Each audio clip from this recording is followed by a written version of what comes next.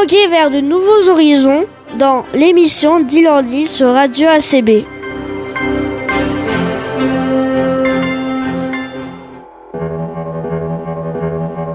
Bonjour tout le monde, bienvenue sur Radio ACB 101.7 FM, c'est Quentin, au micro pour vous présenter le deuxième numéro de mon émission d'Île en Île. L'émission qui s'intéresse aux terres insulaires. Dans ce deuxième numéro, nous allons parler de l'archipel des Comores. Mathieu va nous rejoindre un peu plus tard pour répondre à quelques questions sur les habitants de l'île. Vous connaissez le principe ?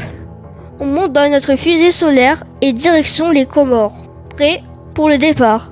3, 2, 1, c'est parti.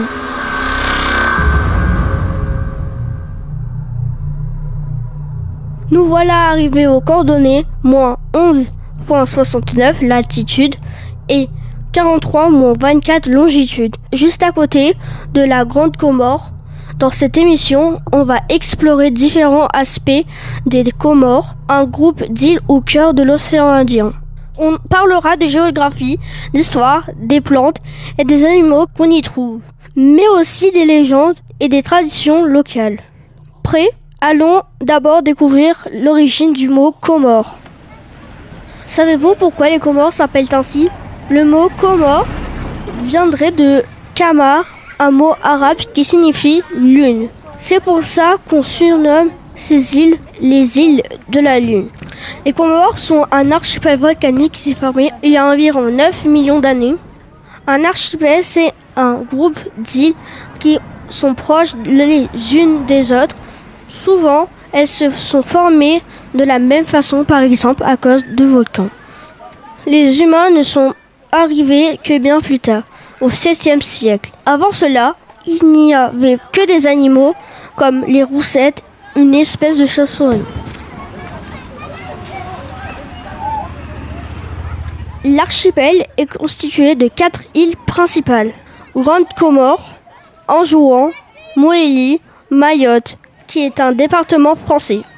La plus grande île, Grande Comore, a une forme allongée du nord au sud et s'étend sur 114 782 hectares. Les Comores ont un climat tropical.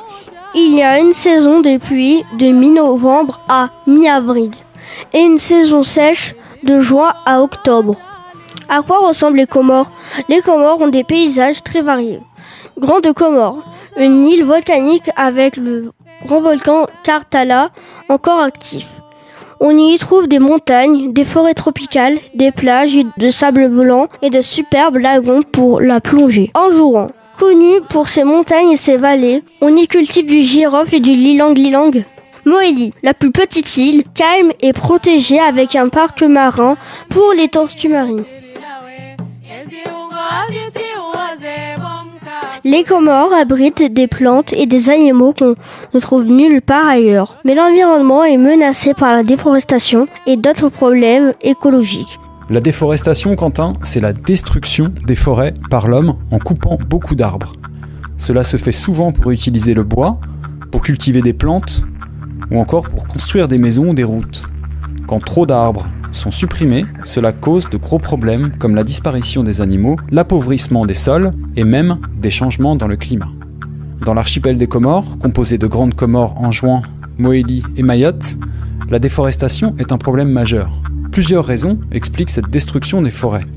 Tout d'abord, l'agriculture sur brûlis. Les agriculteurs brûlent des morceaux de forêt pour planter du maïs, du manioc ou des bananes.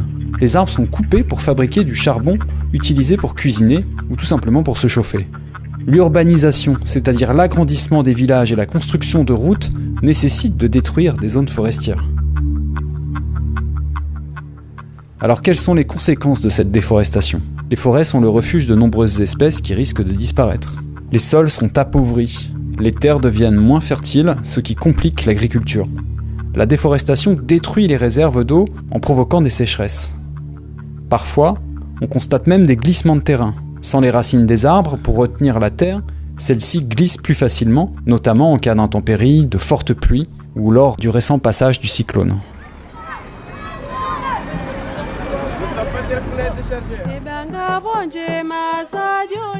Parmi les animaux des Comores, la roussette des Comores est une chauve-souris qui aide à polliniser les plantes.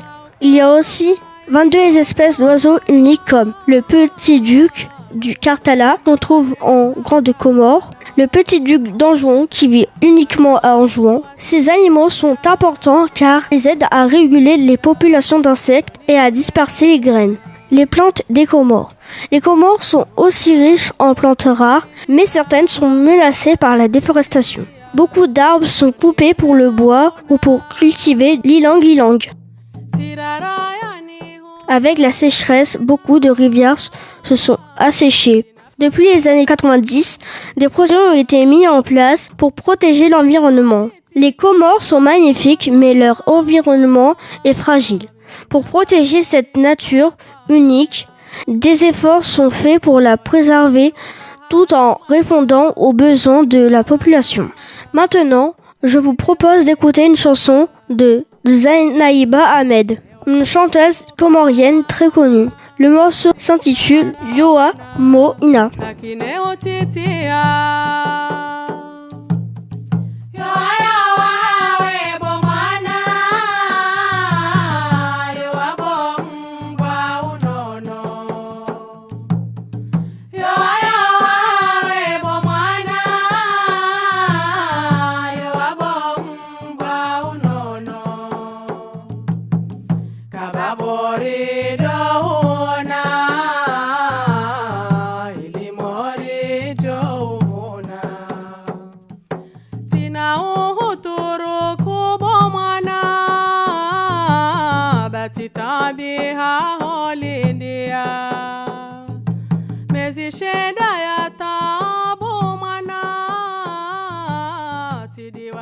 Histoire et population des Comores. Mathieu nous rejoint pour nous parler des habitants des Comores. Mathieu, peux-tu nous dire comment les Comores ont été peuplés ?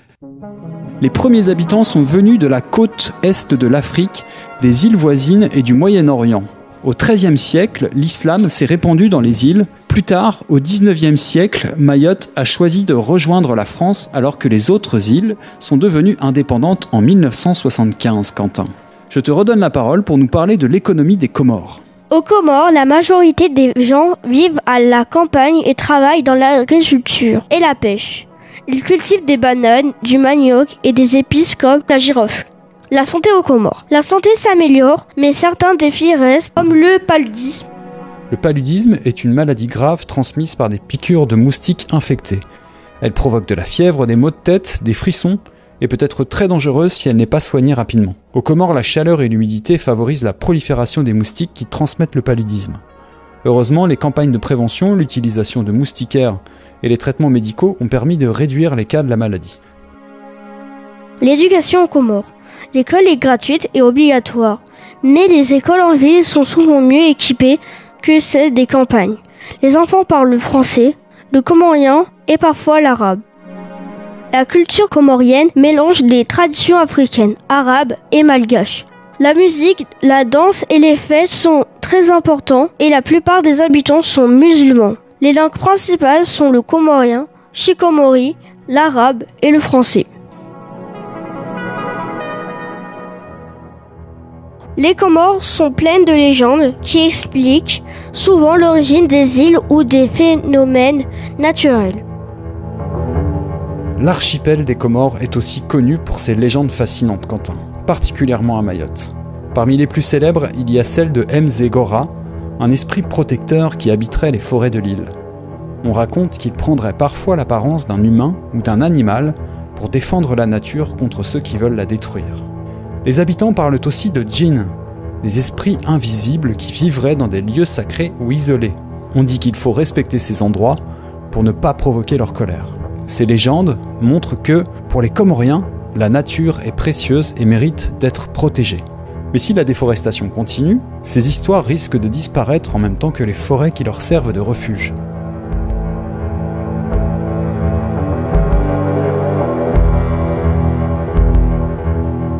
Ces histoires sont racontées pendant les fêtes et aident à transmettre les traditions. Merci d'avoir écouté ce numéro d'Île en Île. C'était Quentin sur Radio ACB 101.7 FM à